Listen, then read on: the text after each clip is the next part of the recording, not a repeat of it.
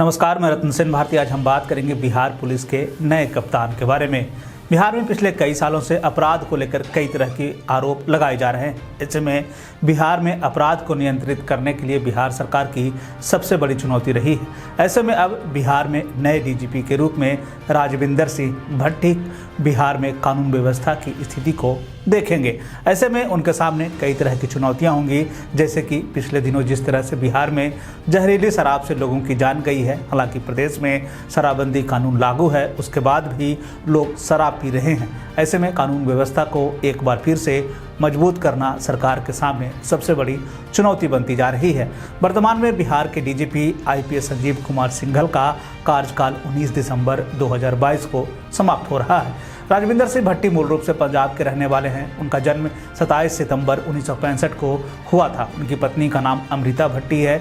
बिहार के नए डीजीपी राजविंदर सिंह भट्टी साल 1990 बैच के आईपीएस अधिकारी, फिलहाल सीमा सुरक्षा बल के अपर महानिदेशक यानी कि पूर्वी कमांड के पद पर तैनात हैं। नए डीजीपी की तैनाती को लेकर यह कहा जा रहा है कि भट्टी का कार्यकाल 30 सितंबर 2025 तक का है।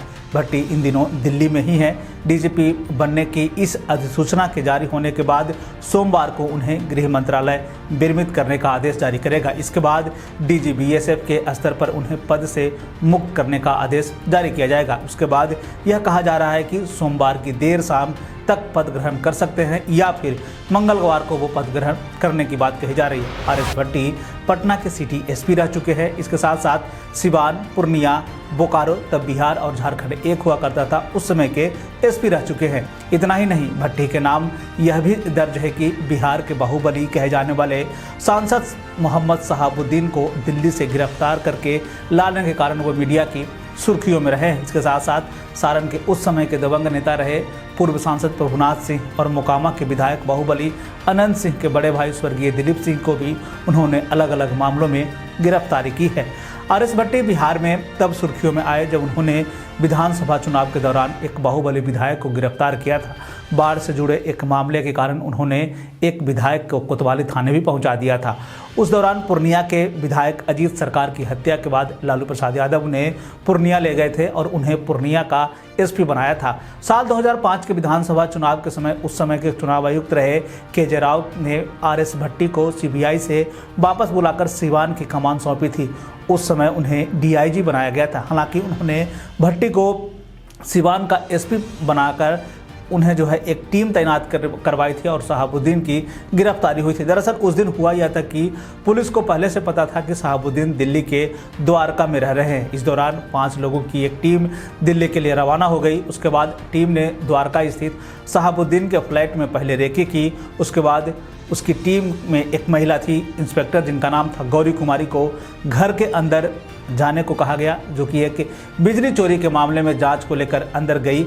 तब यह स्पष्ट हो पाया कि बाहुबली शहाबुद्दीन अंदर घर में ही है। उसके बाद पूरी टीम अंदर घुस गई और शहाबुद्दीन को पकड़ लिया। उसके बाद शहाबुद्दीन की विशेष हेलीकॉप्टर की मदद से पटना लाया गया, क्योंकि ये कहा जा रहा था कि अगर हम ट्रेन से उन्हें ले जाते हैं तो या फिर बाई रोड ले जाते हैं तो किसी तरह की घटना हो सकती है। इन तमाम आपराधिक घटनाओं को ध्यान में रखते हुए उन्हें हेलीकॉप्टर से पटना लाया गया। इस घटना को अंजाम देने के बाद उन्हें केंद्रीय प्रतिनियुक्ति पर दिल्ली भी भेज दिया गया। इस पूरे घटनाक्रम के बाद ये भी अंदाजा लगाया जा रहा था कि आरएस भट्टी का बिहार में कुछ भी हो सकता है, किसी तरह की घटनाएं सामने आ सकती हैं। इन सब चीज़ों को ध्यान में रखते हुए उन्हें प्रतिनियुक्ति पर एक बार फिर से दिल्ली भेज दिया गया। राजविंदर सिंह भट्टी के पास प्रॉपर्टी के नाम पर खेती की ज़मीन है। साथ ही साथ ये भी कहा जा रहा है कि कुछ बैंक बैलेंस भी उनके पास है। कहा जा रहा है कि लाइसेंसी, हथियार और आभूषण तक इनके पास नहीं है।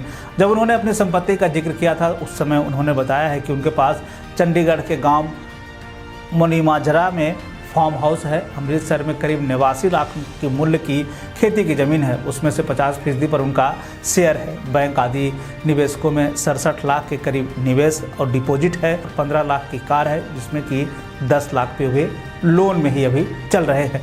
तो इस तरह से बिहार के नए डीजीपी आरएस भट्टी का बिहार में एक तरह से करने की नियुक्ति हो रहा है, जो कि उनके सामने एक सबसे बड़ी समस्या होगी बिहार सरकार के कानून व्यवस्था को लेकर, खासकर जिस तरह से शराब के मामले सामने आ रहे हैं। भले ही बिहार में शराबबंदी कानून लागू है, उसके बावजूद जिस तरह से शराबों की तस्करी के मामले सामने आए हैं और लोगों का मौत जिस तरह से हुआ है, इन सब को ध्यान में रखते हुए डीजीपी यानी कि नए डीजीपी आर.एस. भट्टी के सामने सबसे बड़ा मसला यही निकलकर सामने आता है। हालांकि बिहार में काम करने का इनका पुराना अनुभव है, ऐसे में अब यह देखना है कि इनकी किस तरह की रणनीति होगी बिहार में एक बार फिर से कानून व्यवस्था को पटरी पर लाने की।